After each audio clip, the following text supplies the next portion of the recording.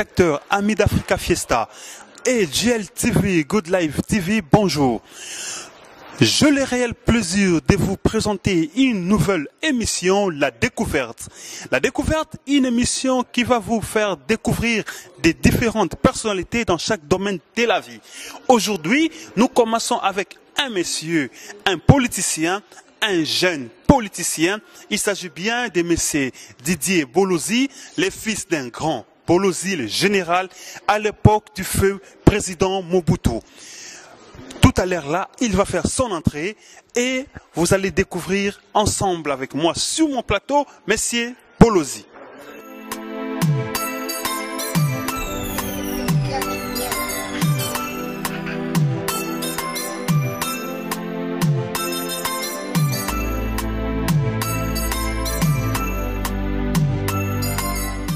Comme vous avez remarqué, je l'ai accueilli devant ce si beau cadre. Il s'agit bien de M. Bolozi, Didier, qui est sur mon fauteuil ici. Monsieur Didier, on n'a plus le temps, on commence directement. Moi, je ne sais pas vous présenter. Comment souhaiteriez-vous être présenté au public? D'abord, je vous remercie de m'accueillir dans votre plateau. Je suis vraiment ravi de vous lire en quelques mots qui je suis. Je suis le président du mouvement pour la renaissance et la reconstruction du Congo. C'est un parti politique au Congo et je suis né au Congo, donc à Kinshasa, le 27/09/1967. Mon père, Bolozi Boudou Tangnikpa, et ma mère, Boulumboli Alphonsine. Je fais mes études d'école primaire à Kinshasa et ensuite le cycle, je fais ça à Genève, en Suisse donc là où je continue mes études de cycle, j'ai terminé mes études à l'UNIMAI à Genève, donc à l'Université de Genève en droit international. Voilà qui je suis. Oui, par votre présentation, certes, vous avez commencé la politique dès le bas âge et vous avez fait beaucoup d'études pour vous être armé dans votre travail que vous faites de la politique. Pourriez-vous nous faire une analyse selon vous de la politique congolaise? Bien sûr. Bien sûr, je peux vous faire une analyse. D'abord, si nous prenons le Congo aux années 60, après l'indépendance, entre 60 et 65, nous avons connu le président Kasavubu, que vous connaissez tous d'ailleurs, et nous avons eu comme Premier ministre Lumbumba. Vous savez qu'à cette époque, il y avait pas mal de troubles. Nous avons eu deux personnalités très différentes, donc d'où M. Lumbumba qui est très connu, un monsieur qui avait le souci de la RDC, donc de la République démocratique du Congo, qui a fait tout pour que nous puissions être dans la démocratie dans ces pays-là. Malheureusement, les choses se sont tournées différemment. Il a été assassiné, comme vous le savez. Et ensuite, nous avons eu des années 65 jusqu'en 1997. Donc, on a eu les 32 ans du pouvoir de M. Mobutu, donc des défunts Mobutu, que mes parents ont travaillé avec le président Mobutu. Mon père était général à cette époque. Et je peux vous certifier une chose. Dans le bilan de M. Mobutu, dans ces années-là, je prends ça un bilan à 50%. Pourquoi 50%? Parce qu'il faut reconnaître que aujourd'hui, si nous sommes unis au Congo, hommage quand même à M. Mobutu. Parce que j'attends souvent, aujourd'hui, jusqu'à maintenant, certains essayent toujours de mettre la faute pour ce qui se passe au Congo, en République démocratique du Congo. Ils essaient de mettre la faute sur M. Mobutu. Il a ses torts, il a aussi son bon côté. Il a fait des choses qui n'étaient pas correctes, il a aussi fait des choses qui étaient correctes. Parce qu'aujourd'hui, si le peuple congolais est uni, si les peuples congolais vivent ensemble, il faut quand même reconnaître que c'est M. Mobutu qui a fait tout. Pour qu'un pays puisse fonctionner, il faut que ces peuples soient unis. Sans être unis, un pays ne peut pas fonctionner. L'unification du pays. L'unification du pays.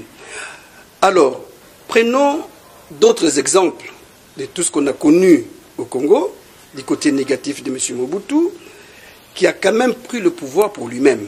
Ça c'est vrai, on reconnaît. Il a fait des choses aussi qui n'étaient pas très correctes, de s'enrichir. Ça c'est vrai, on reconnaît. Mais il y a le côté positif aussi. Je donnerai l'exemple pour ceux qui disent toujours que M. Bolozi, le papa, parce que beaucoup essayent de voir les choses dans cet angle-là, en disant que le général était quelqu'un de très méchant, c'était un assassin, ils ont parlé de beaucoup de choses négatives de mon père, mais la seule chose qu'ils oublient, c'est qu'à l'époque de mon père, il y avait la sécurité. Hein? On a vu Sarkozy quand il était ministre de l'Intérieur en France. Tout le monde a traité Sarkozy de tous les noms. Mais la France était en sécurité. Donc il faut bien des gens qui peuvent mettre la sécurité dans un pays pour le bon déroulement, pour que le peuple puisse se sentir sécurisé bien vivre, en paix, ce qui n'est pas le cas aujourd'hui. Alors, ça c'est concernant nos parents. Donc il n'est pas le seul, hein. Il y en a beaucoup qui ont travaillé avec lui. Et puis, autre chose.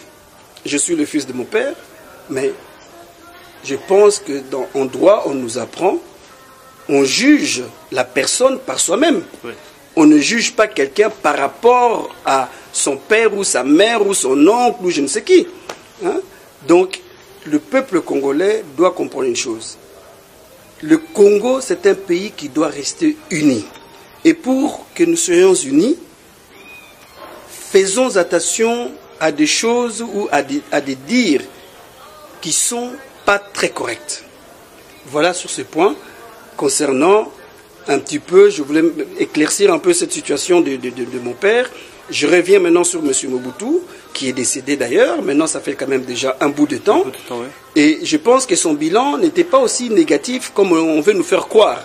Il a eu, comme je le dis, je ne dis pas qu'il a été saint. Il a fait des choses qui n'étaient pas bien. Ça, je reconnais.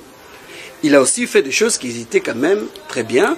À l'époque, on savait qu'on avait un gouverneur qui était Moulouba et qui était gouverneur à Chaba ou qui était gouverneur à l'Équateur. Je prends l'exemple de Mukamba. Mukamba, c'était à Moulouba qui était gouverneur longtemps à Mbandaka. Donc, il nous a montré comment, le peuple congolais, pouvons-nous vivre ensemble. Alors, ensuite de cela, vous savez que M. Mobutu a été chassé au pouvoir par la force armée des FDL de M. Kabila, le père.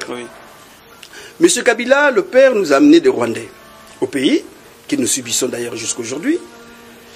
Ça, c'est le côté négatif que j'ai toujours dit de Mouzé Kabila.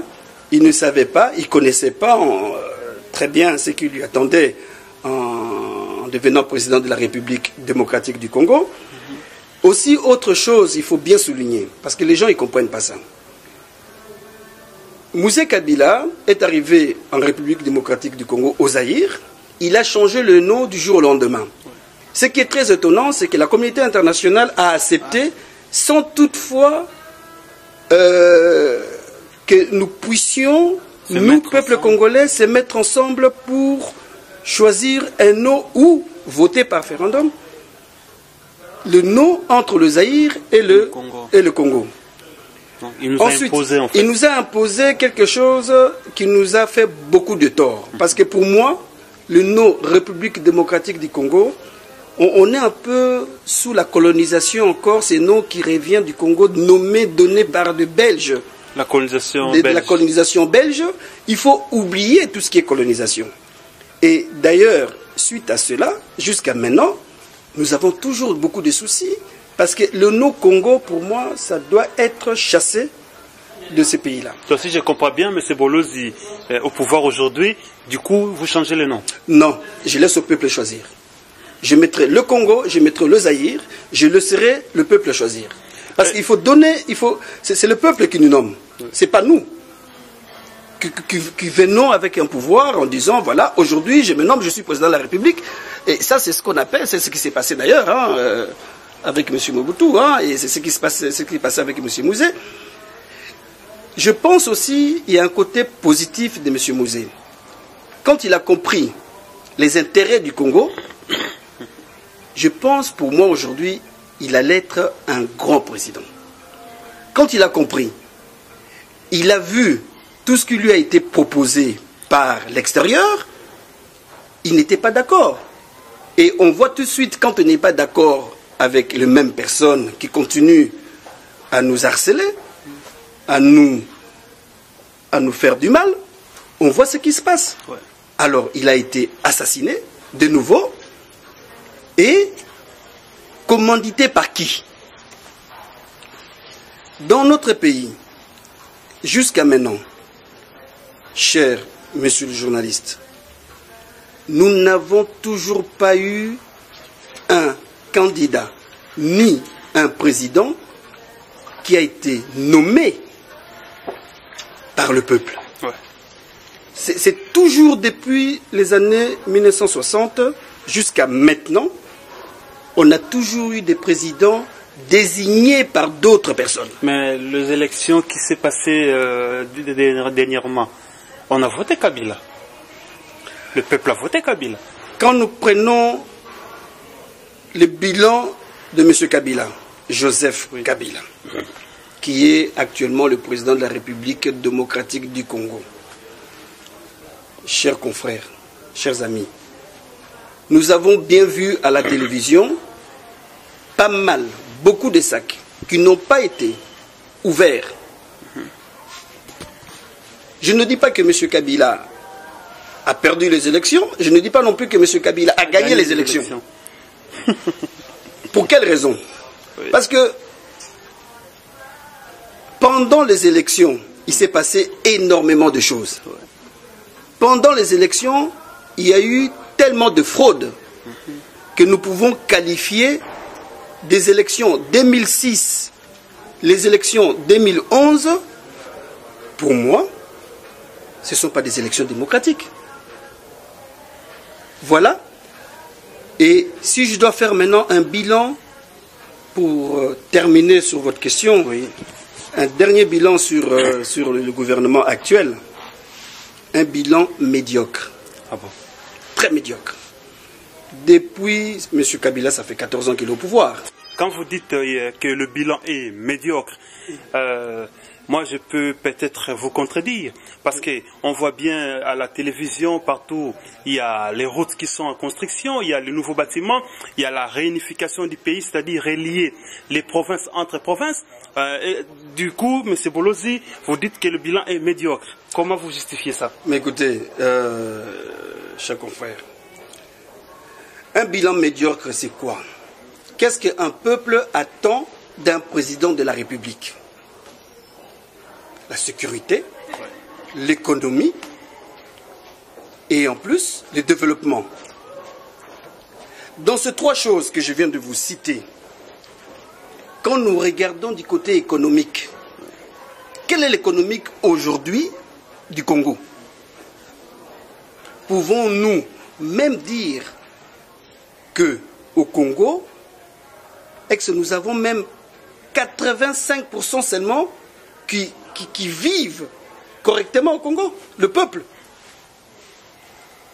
Le peuple au Congo, aujourd'hui, c'est un peuple opprimé, un peuple délogé, un peuple qui ne sait plus, qui ne connaît plus son chemin.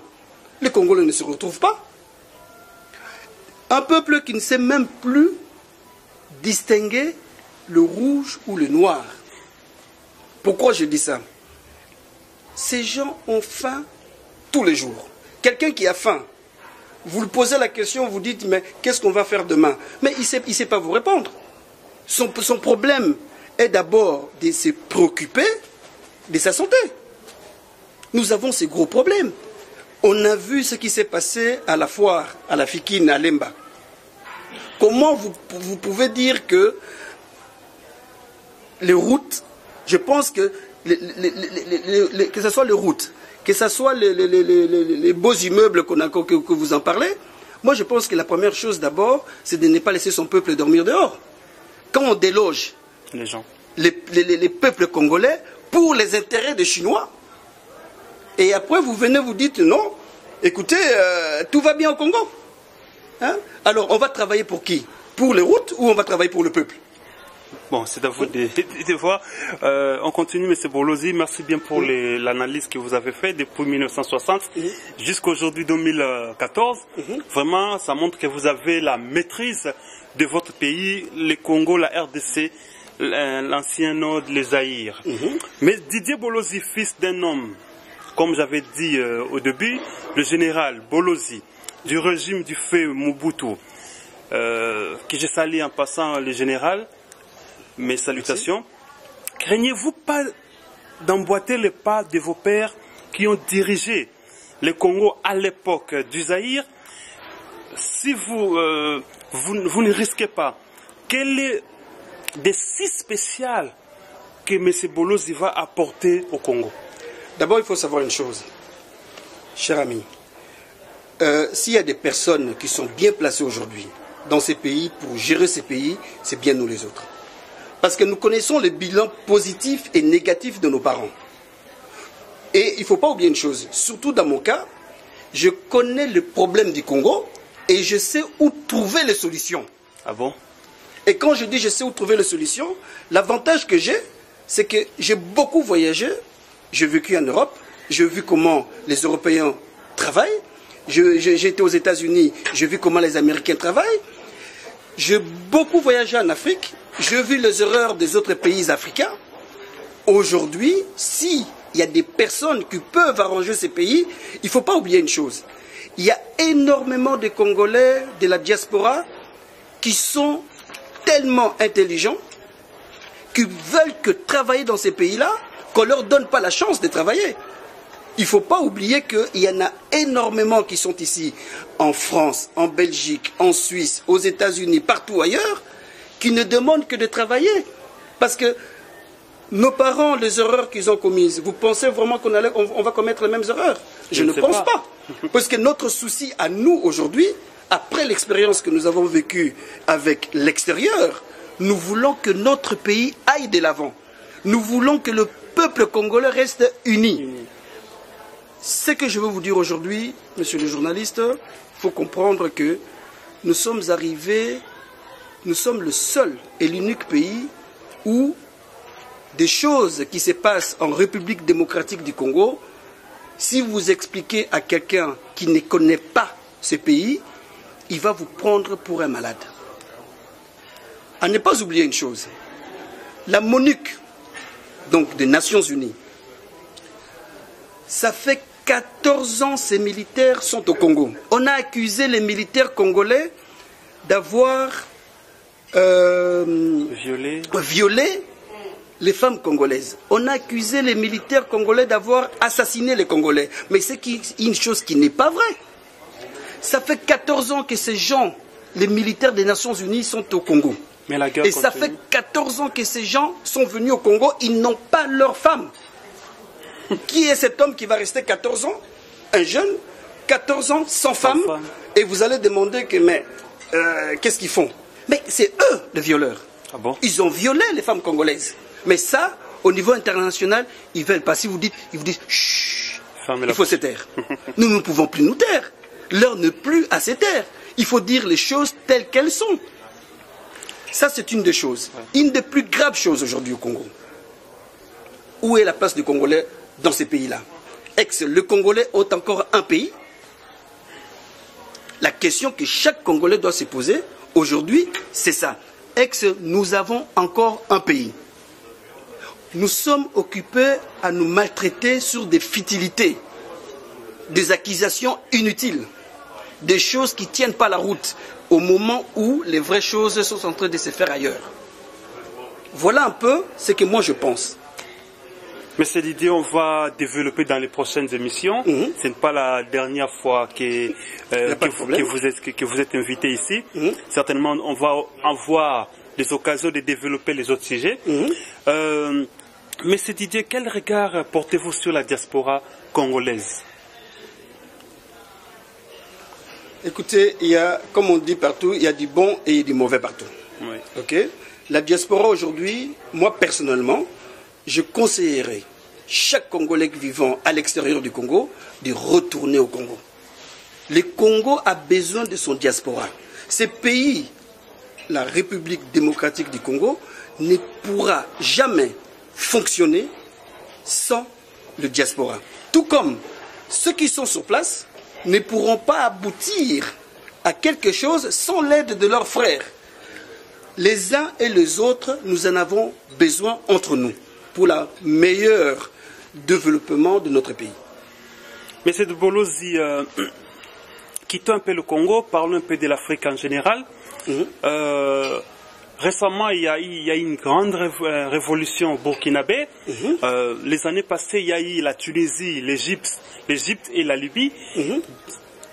Selon vous, en tant qu'homme politique, quelle image ou quelle analyse pourriez-vous faire quand vous voyez toutes ces révolutions? Est-ce que ça aura aussi l'impact en Afrique centrale? Écoutez, je ne peux que féliciter le Nord, l'Afrique du Nord, je peux que le féliciter parce que je pense que c'était un début d'une vraie démocratie, c'est le début d'un vrai développement, c'est le début d'une naissance d'un enfant, comme on dit. Je félicite ces pays-là, pourquoi? Parce qu'ils ont compris. Ils ont compris en laissant les dictateurs diriger leur pays. C'est toujours des accords, on va dire, absurdes, des accords de nuit, comme on dit, que le peuple ne comprend pas, ne voit pas. Comment voulez-vous expliquer que dans un pays où il y a autant de richesses, c'est toujours les mêmes personnes qui s'enrichissent? Et le peuple meurt toujours de faim. Je pense qu'aujourd'hui, il faut le féliciter. Et j'aimerais bien que cette vague puisse continuer en Afrique centrale. Surtout en République démocratique du Congo. Je souhaiterais, et je le souhaite, que le peuple puisse se réveiller et puisse vraiment se révolter comme il faut, parce que c'est un peuple qui a été tellement opprimé. Il faut se rendre compte que le peuple congolais est opprimé depuis l'indépendance. Il ne faut pas oublier non plus, juste avant l'indépendance, à l'époque où Léopold était propriétaire de la République démocratique du Congo, il y a eu plus de milliers, de millions de personnes, de Congolais qu'on avait coupé les jambes et le main à cette époque. Donc c'était un peuple qui est toujours opprimé à tout moment, à chaque année. Il est temps de dire stop, il est temps de dire c'est fini, à nous maintenant de prendre notre pays en charge. Et le peuple congolais doit savoir une chose aussi. Ce n'est pas aux Européens, ce n'est pas aux Américains, ce n'est pas à l'étranger ou un étranger qui viendra développer le Congo ou qui viendra mettre la paix au Congo. Si nous ne faisons pas l'effort nous-mêmes, eh bien, écoutez mes chers amis, nous serons toujours dans la même situation. Et si ce n'est pas le cas et que la Constitution est revue, quel sera votre langage? Écoutez, la Constitution d'abord, ce n'est pas une chose qu'on touche comme ça dans bleu. Ce n'est pas une chose qu'on peut prendre ça à l'aléatoire, comme ça, dire aujourd'hui, nous allons toucher la Constitution du Congo parce que ces pays-là, il faut continuer de la même façon. Je veux dire au peuple congolais aujourd'hui, au moment où la Constitution sera touchée, chacun de vous doit sortir de sa maison. S'il faut mourir, s'il faut se mettre dans des rues, s'il faut faire ce qu'on appelle la grande révolution qu'on n'a jamais eue dans le monde, eh bien, je suis prêt à dire à mon parti politique, et je suis sûr que toute personne qui aime le Congo suivra le même chemin que moi, puisque c'est la démocratie, nous ne voulons pas toucher des armes, nous allons nous révolter pour que ceci n'arrive pas. Monsieur Didier, comme nous parlons de la Constitution, dit Constitution, dit les élections. Parlons un peu de 2016. Êtes-vous candidat? Ou, si pas, comment pourriez-vous vous présenter en 2016 au Congo, la République démocratique du Congo? En 2016, oui. Cher ami, c'est une très bonne question, je vous en remercie, parce que tout le monde veut savoir ce que je vais faire en 2016. Voilà. Avant de parler de M. Bolozi de 2016, parlons d'abord s'il y aura les élections. Ça, c'est la première question. Oui. Aurons-nous les élections? crédible ou pas? Est-ce que nous méritons les élections? Quel est l'avenir du Congo aujourd'hui? Avec tout ce qu'on attend, le changement de la Constitution, avec tout ce qui se passe. Est-ce que nous devons nous mettre dans bleu, commencer à dire nous serons des candidats? Des candidats pour quel pays? Pour le Congo? Je ne pense pas qu'aujourd'hui, moi personnellement, étant un homme politique congolais, étant un homme qui aime son peuple, je ne veux pas me présenter dans cet état, aujourd'hui au Congo, comme candidat. Alors là, vous allez permettre au régime actuel de continuer son mandat, parce que d'après eux, ils n'ont pas terminé leur cahier des charges, ils souhaitent continuer en 2016, et s'il n'y aura personne pour vous présenter, comme vous le dites, alors le régime va continuer. Mais c'est ce que je viens de vous dire. Si ça continue, il faut se révolter. Nous ne voulons plus de ce monde des gens qui veulent changer la Constitution. Je vous ai dit tout à l'heure, le gouvernement actuel, un gouvernement c'est qui? On a un chef avec son assemblée. Quand on juge M. Mobutu, c'est ce que j'ai toujours dit, et il y a une erreur qui est causée vraiment par certains, il ne faut pas seulement juger M. Mobutu, il faut juger tout l'ensemble. Aujourd'hui, le gouvernement actuel a échoué. C'est un échec. Par rapport à quoi? C'est un échec en tout. Vous avez déjà vu dans un pays où on tue ton peuple, on n'a jamais vu quelqu'un de gouvernement passer à la télévision dire « Oui, nous regrettons, voilà ce qui s'est passé, on a tué nos confrères, nous faisons un deuil national ». Ça fait plus de 8 millions de Congolais qui ont été assassinés et aucun chef du gouvernement qui est sorti pour dire « Voilà, on a connu ça, on a connu ça, on a connu ça ». Personne n'est sorti pour défendre les Congolais. Car quand on vous met chef quelque part, c'est pourquoi?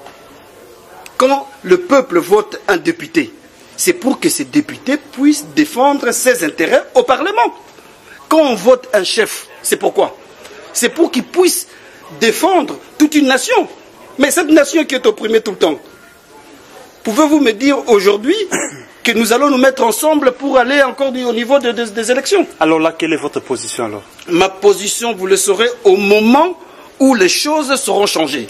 Et je vous le dirai. Donc si je comprends bien, M. Bolozi attend que les autres changent d'abord le Congo, et puis lui, il se positionne, ou M. Bolozi veut être aussi parmi les acteurs pour changer le pays? Je serai acteur parmi le changement. Mais d'après votre intervention, c'est comme si vous attendez que, par exemple, je n'attends rien. Moi, M. Bolon-Petit, arranger les choses, et puis vous venez. M. Bolon-Petit, oui. Ce n'est pas le cas. J'ai dit tout à l'heure, je dirais à mon parti de participer, s'il est faux, à la révolution. Ça veut dire que je participe pour le changement. D'abord, il faut se battre. Vous savez, il faut faire attention sur une chose. Il ne faut pas vendre certaines choses qu'on n'en a pas.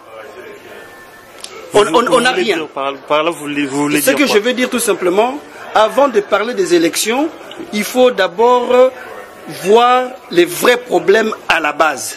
Mais M. Bolozi, vous ne trouvez pas que là, le Congo va être toujours reculé parce qu'on a déjà eu 2 élections, soi-disant, entre guillemets, la triche ou pas, il y a eu quand même les élections que tout le monde, au monde entier, ont vu, il y a eu quand même les élections. À 2 reprises, M. Kabila a pris le pouvoir, président de la République, oui, certes, tricherie ou pas, mais au moins il y a eu tricherie, au moins il y a eu élection. Donc, est-ce qu'on va continuer dans cette allure des élections ou vous voulez la révolution comme dans d'autres pays? Écoutez, moi, tout ce que je demande aujourd'hui à tous les dirigeants, à tous les partis politiques, à tous les hommes forts de ces pays-là, de s'opposer. Parce que dans tous les pays, on voit en France... S'opposer aux élections, comment? Attendez, laissez-moi finir. On voit en France, Hollande est opposé à UNP à tout moment. Mais quel est ce pays où il y a toujours un seul dirigeant qui gère tout, qui fait tout, donc c'est lui le père, la mère et les enfants. Mais ce mandat prend fin, donc... Justement, c'est le gros problème que nous avons aujourd'hui, c'est ça. Réellement, ce mandat prendra fin, puisque nous avons vu à tout moment... D'ailleurs, quand vous regardez même toutes ces élections, c'est là, je veux revenir un peu en arrière, quand je parlais de président élu en Afrique n'ont jamais eu de la place. Monsieur Jean-Pierre Bemba, qui est l'homme qui avait été élu, normalement voté par le peuple, qu'il avait gagné les élections 2006, il faut le dire. Aujourd'hui, il se trouve où? Il se trouve à la CPI. On ne sait toujours pas à quel moment cette histoire va se terminer. Vous voyez, il faut faire très attention qui sont derrière, parce que nous avons un grand combat. Oui. Attention, nous avons un combat, et dans un combat, si nous continuons à nous battre, il ne faut pas se battre dans bleu. Il faut arranger les problèmes à la base. Et les problèmes à la base, c'est qui? Qui est derrière tout ça? Qui est derrière tout ça alors? Qui est derrière le Congo? Qui est derrière tous ces problèmes qu'on a connus? Chers amis, ne soyons pas des idiots. Aujourd'hui, on a vu ce qui s'est passé en Libye. Attention qu'on n'arrive pas comme dans ces pays-là. Les interventions militaires pour les intérêts des autres, aujourd'hui la Libye s'entretue. Nous n'allons pas nous entretuer. Ce n'est pas ça que nous cherchons. Voilà. Moi, je ne cherche pas une guerre avec M. Kabila ni avec le gouvernement actuel. Tout ce que je cherche aujourd'hui, c'est qu'on ait une démocratie, qu'on puisse s'entendre tous pour un développement de notre pays. Voilà. Merci Bolozi. Mettons un peu fin à toutes ces questions de messages. Je comprends bien, mais M. Bolozi ne veut pas montrer bien sa position, mais il est prêt pour la révolution. Monsieur Bolozi, quel est votre casier judiciaire? Le vierge. mon casier judiciaire est vierge. Je ne vois pas comment je pourrais avoir un casier judiciaire du moment que je suis là. Alors, à moins qu'on puisse me condamner parce que j'ai défendu les plus diminués. Vous êtes sûr? Et certains. Alors, selon... Que diriez-vous avec le rumeur qui circule par-ci par-là que M. Bolozi a escroqué 15 000 euros à Monaco sur un projet de l'eau? Cher journaliste, je peux vous affirmer, j'ai lu comme vous, j'étais dans ma voiture, je regardais sur l'internet, j'ai lu cette histoire comme vous. Je suis allé en Suisse, j'ai lu ça comme vous avez lu. Je suis allé aux États-Unis. Partout où je suis passé, j'ai lu cette histoire comme tout le monde. Mais néanmoins, il ne faut pas oublier une chose. M. Bolozi est toujours là. J'ai toujours la peau noire. Oui. Il n'est pas devenu blanc. Ni, je m'excuse, nos compatriotes indiens rouges. Hein? Ma peau restera toujours noire et ne changera jamais. Voilà. Mais vous n'avez pas vraiment bien répondu à la question. 15 000 euros, M. Bolozi me dit qu'il est là, il a la peau noire, certes. Même si vous étiez en prison, vous aurez toujours la peau noire, parce qu'en prison, on ne change pas de peau. Je suis sorti blanc, je suis entré blanc, je sortirai blanc. Dites-nous un peu, essayez un peu de nous éclaircir. Je n'ai pas vous éclaircir sur une chose qui n'existe pas. Je n'ai pas vous éclaircir. Si je pouvais éclaircir la chose, si ça existait, oui. Mais la chose n'existe pas. Comment voulez-vous? Il y a 4 mois, j'étais avec nos compatriotes ici en Belgique. Il y a 4 mois, il y a 3 mois, j'étais avec d'autres compatriotes en Suisse. Il y a 2 mois, j'ai vu les gens, des amis, on a mangé ensemble, on a rigolé. Ils m'ont même posé la même question. Ils disent, mais qu'est-ce qui se passe? Mais il faut comprendre une chose aujourd'hui. Toute personne qui veut que son pays, qui veut que le Congo aille à l'avant, il est toujours combattu. Et c'est un combat, le combat a plusieurs sens. On a un combat comme on a connu à l'est du Congo, qu'on a violé nos femmes. On a un combat au niveau des internets, donc de la média. On a un combat physique. On a toutes sortes de combats. Hein?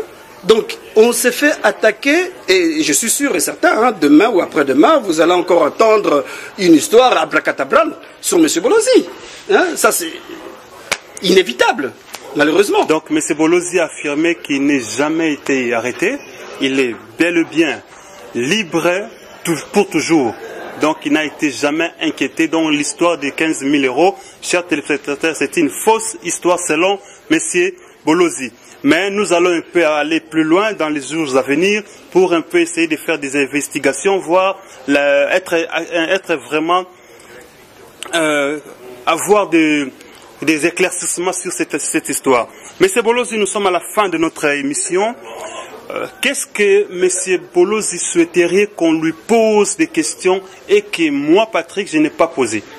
Ben écoutez, c'est pas ce que M. Bolozi aimerait qu'on lui pose des questions, mais M. Bolozi va dire 2-3 petits mots concernant l'Afrique. L'Afrique noire aujourd'hui doit comprendre, mon souci à moi, c'est il y a 2 choses. La première chose, les Africains ne baissaient jamais le bras. À savoir que il y a des organisations internationales comme l'ONU, que chaque gouvernance dans le pays africain doit comprendre que ces organisations-là sont faites pour anéantir le pays des Afriques noires. La CPI, cette organisation, d'ailleurs, vous allez comprendre que les États-Unis ne reconnaissent pas la CPI.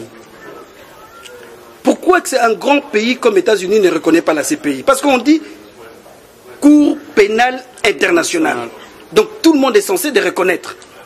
Il y a des pays qui ne veulent pas les reconnaître. Pourquoi? Parce qu'ils ne sont là que pour opprimer les Africains. Nous avons passé de l'esclavagisme, maintenant ils ont transformé ça sous une autre angle, en mettant une justice complètement noire. Ouais. Une justice que personne n'a jamais compris comment ça fonctionne. Mais oui, parce qu'en Afrique, c'est là où existe la dictature. Mais mon cher ami, c'est là où existe la guerre. Vous allez dire qu'il n'y a que les dictateurs des Africains qui ont tué. Mais réfléchissez un peu. L'Irak, la Libye, tous ces pays-là, les raisons qui ont été données, ici même, allons même pas plus loin, l'Israël. Qu'est-ce qui s'est passé dernièrement? On a entendu, tout le monde dans le monde entier a vu comment Israël avait attaqué la Palestine. Bon, je ne dis pas que c'était la faute d'Israël, je ne dis pas que c'était la faute de Palestine, mais il y a eu des morts, il y a eu des milliers de morts. Mais la CPI, son travail, c'est quoi? C'est ce genre de travail. Mais pourquoi que la CPI doit faire une déclaration en disant « nous n'allons pas poursuivre certains ». Mais s'il s'agissait, on a Kunda Boatore qui est là, au Rwanda, qui a assassiné les Congolais. Il est toujours. Mais au Rwanda n'est pas signataire des chartes de la CPI. Hein. Oui, le Rwanda est à la même position avec les États-Unis. Hein. Ils ne reconnaissent pas la CPI. C'est ce qu'il faut faire aussi au Congo. C'est pour ça que je vous dis, avant de parler des élections, nous avons beaucoup de choses à changer et arranger. Chers amis africains, il faut apprendre à écouter. Nos dirigeants africains doivent apprendre à écouter. Nous sommes vraiment opprimés sur certains organismes. Je ne dis pas que les Européens sont mauvais, attention. Je ne dis pas que les Américains ou les autres sont mauvais. Je dis seulement qu'il faut faire très attention à ces 2 organismes. Voilà. Merci, monsieur Didier Bolozi, d'avoir répondu à mon invitation. Merci à vous, chers téléspectateurs, de votre temps que vous nous avez donné. Merci à Touba et Aïka de Jong de GLTV, c'est-à-dire Good Live TV à Lingala, Bomoi, Malamu, Oezali site Kitoko. Merci à toute l'équipe d'Africa Fiesta par son magazine Le Revue, ainsi que son site idéal Africa Fiesta. Voyons l'Afrique autrement. Ensemble, nous réussirons. Merci. Au revoir. Au prochain numéro. Bye.